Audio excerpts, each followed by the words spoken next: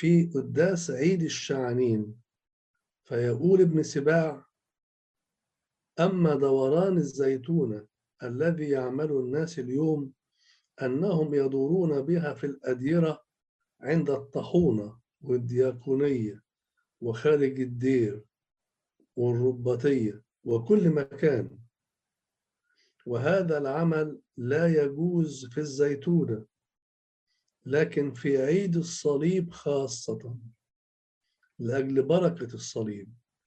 أما الزيتونة فليس لها دوران غير 4 جوانب الكنيسة بمثال الصليب خاصة. يعني ملخص الكلام ده إيه؟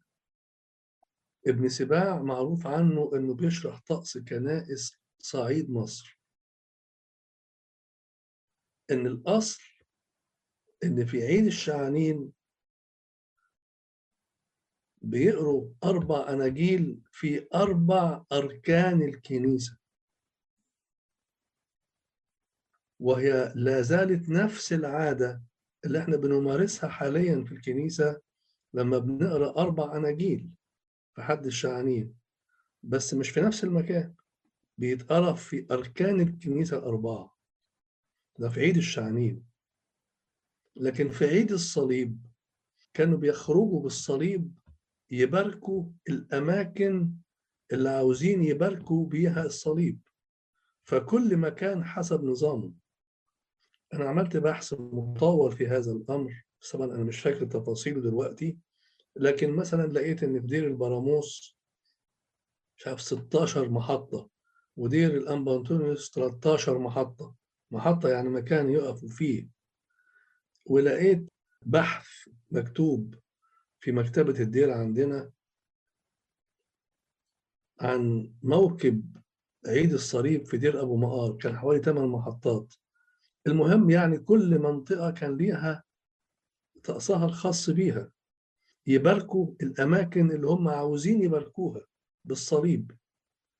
ولكن مع الأسف إن في سنة 1921 طلع كتاب مطبوع بيتكلم عن دورة عيد الصليب في الكنيسة، وخلوا الدورة جوه الكنيسة وقدام أيقونات معينة. يعني يقول مثلا الإنجيل ده هيتقرأ قدام أيقونة العذراء، والإنجيل ده قدام أيقونة الملاك ميخائيل. قال شوية أسماء قديسين يعني. والعجب العجاب إن هو عمل كده من غير ما يخلي باله إن ترتيب الأيقونات على حامل الأيقونات مش بالضرورة زي ما هو كاتب. فبقت الناس تعمل إيه؟ تفتكر إن اللي مكتوب في كتاب دورة الصليب إن هو ده ترتيب الأيقونات اللي لازم تكون كده. الحقيقة طبعا الكلام مش مضبوط.